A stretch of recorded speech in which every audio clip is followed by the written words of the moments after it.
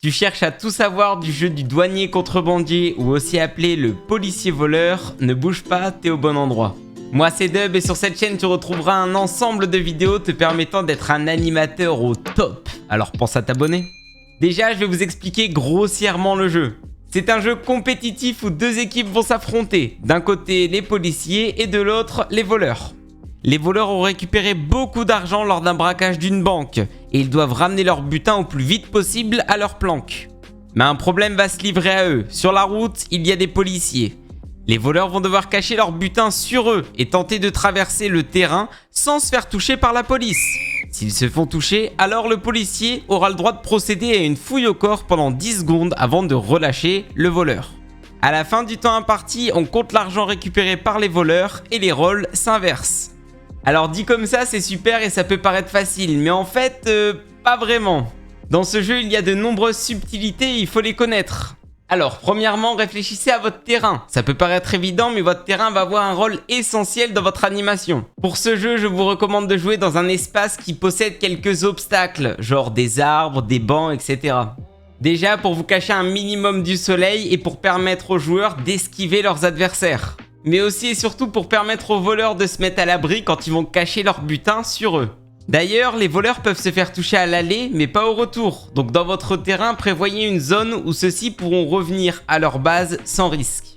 Deuxièmement, le matos. Vous allez avoir besoin de maquillage ou de chasubles pour différencier vos équipes et des pièces ou des billets ou toute autre chose que les voleurs vont pouvoir ramener à leur planque. Selon votre nombre de participants, comptez à peu près 8 à 10 billets par personne.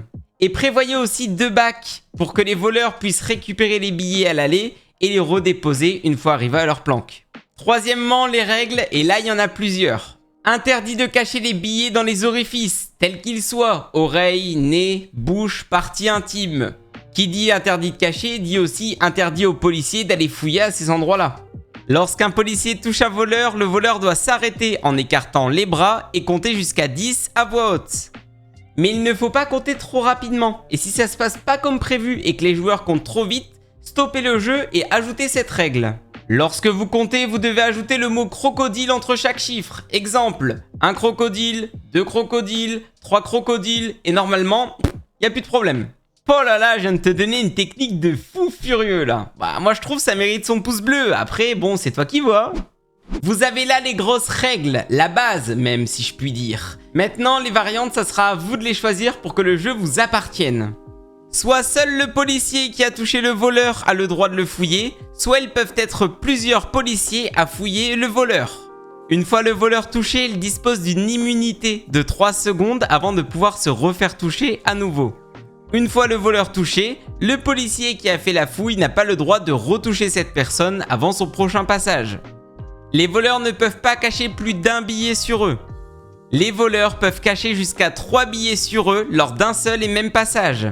Ça peut être votre pic d'intensité ça par exemple dans un grand jeu, mais par contre prévoyez vraiment beaucoup de billets.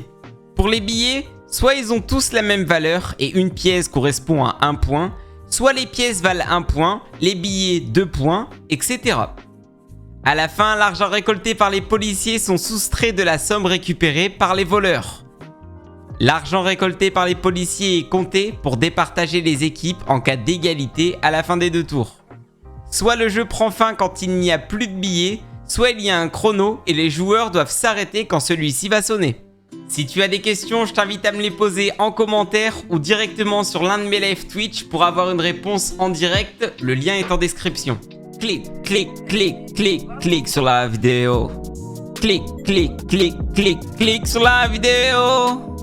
Clique, clique, clique, clique, clique sur la vidéo. Clique, clique, clique, clique, clique sur la vidéo.